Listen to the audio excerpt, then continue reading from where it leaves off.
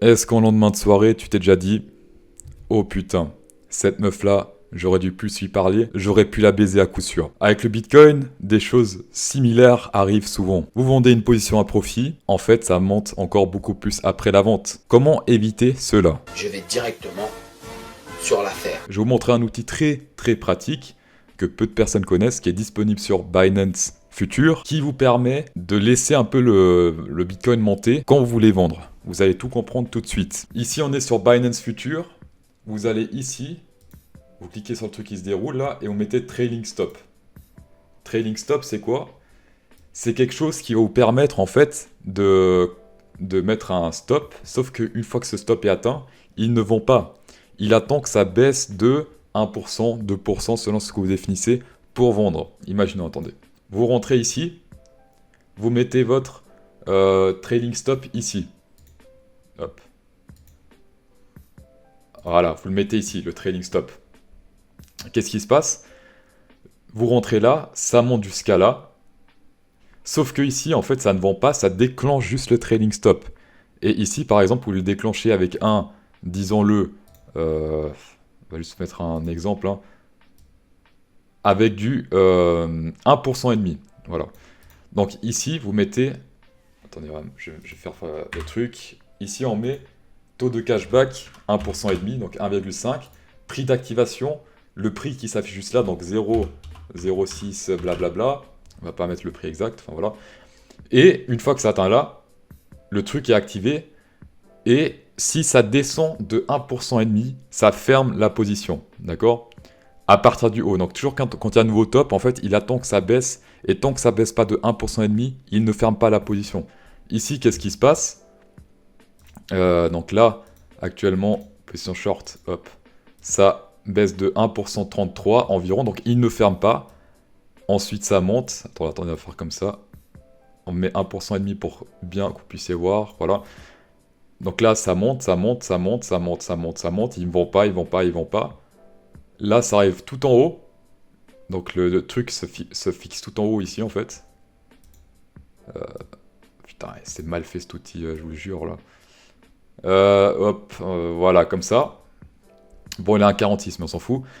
Et du coup, là, il est enclenché. Et s'il baisse de 1,50, donc environ ici, là, il ferme la position automatiquement, sans que vous ayez besoin de rien faire.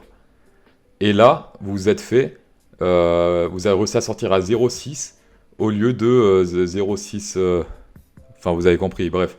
Si on veut regarder une différence, enfin, si on veut regarder le bénéfice que vous êtes fait, si vous avez vendu là, il y a quand même environ 1% de bénéfice en plus que vous avez fait. Donc c'est quelque chose de très pratique. Bien sûr, 1% c'est beaucoup quand même, hein. Moi, en général, je mets 0,8, 1%. 1% 5, c'est un peu trop. Après, si vous avez fait beaucoup de bénéfices, bah, vous pouvez faire 1% 5. Mais c'est quelque chose de très intéressant à faire. Et on va le tester maintenant tout de suite. Alors, là on est sur le Dodge, hein, c'est un coin. Il est juste horrible. C'est de la merde, d'accord? J'ai fait une fois un trade, un long sur le Dodge. Le lendemain, je dû consulter pour hémorroïdes. Donc ne faites pas du trade avec du Dodge, c'est de la grosse merde. Mais bon, là on va le faire parce que... je sais pas. Alors, on va rentrer d'abord une position normale, donc on va rentrer genre bah, ici. Sauf que vu que le dot c'est de la merde, bah on va le vendre. Hop. Là je suis rentré à la vente. Là vu que ça descend, on va mettre le trailing stop par exemple ici. D'accord? Dès que ça arrive là, on va l'activer. Donc on va dans trailing stop ici. Trailing stop, voilà, ici. Et on met 0,5. Voilà. Comme ça baisse de 0,5, ça va dans le sens inverse de 0,5 ici, il va automatiquement. Prix d'activation, bah 0,6, alors attendez, là on va écrire correctement, 6, 0, 5, 5, 0. Voilà. Et on vend la totalité. D'accord? Alors là, ce qu'il faut faire, c'est cliquer sur Reduce Only, sinon vous faites baiser, en fait, il va rentrer dans la position avec le reste. Donc cliquez sur Reduce Only, ça va uniquement affecter l'argent que vous avez dans le trade et pas l'argent que vous avez dans le porte-monnaie. Voilà. Donc vous mettez tout ça, la totalité ou une partie, hein, vous pouvez faire ce que vous voulez, et puis on fait acheter.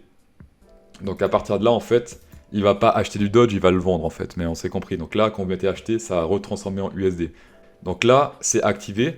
Ce qui est dommage, et ce qui est vraiment dommage, et vraiment dommage, et ce qui est, je trouve, un peu dommage de Binance, c'est que ici on voit les ordres ouverts. Donc dans ordre ouvert, on voit le trading stop qu'on a mis. Par contre, ce gros algorithme n'indique rien ici en fait. Donc ça c'est vraiment à vous de voir. Donc là ce que je vous conseille de faire, c'est vous mettez votre propre barre ici, comme ça vous savez que le trading stop ici, il va s'activer.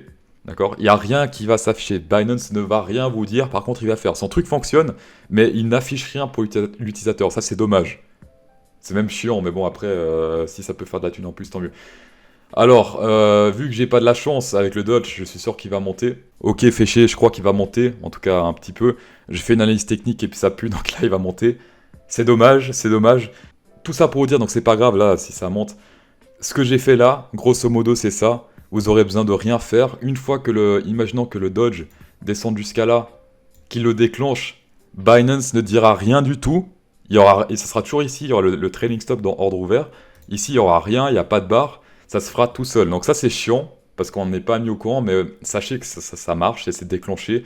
Donc si, imaginons là, il arrive là et qu'il redescend d'environ à 0,5%, donc comme je l'ai indiqué ici, disons que là c'est 0,5%, il va se fermer là et vous êtes fait des bénéfices, d'accord? Petite astuce de ma part, en général le trailing stop je l'utilise pas pour la première prise de profit. En général ce que je fais c'est par exemple, imaginons là je prends la première prise de profit et le trailing stop je la mets ensuite. C'est toujours plus pratique en fait de le mettre en seconde prise de profit le trailing stop et là vous mettez simplement un limite. Et comme ça, ici, bah, ça continue de descendre, bah, votre deuxième prise de profit sera plus élevée. Et au pire, bah, vous prendrez tout ici, quoi. Dans tous les cas, vous ne ferez pas de perte, donc ça c'est bien. Évitez de faire la première prise de profit en trailing stop, parce que c'est un peu... voilà, c'est un peu bizarre, quoi. Voilà, mettez un pouce bleu si cette vidéo vous a aidé. Ça fait toujours plaisir. Abonnez-vous. Et bonne soirée.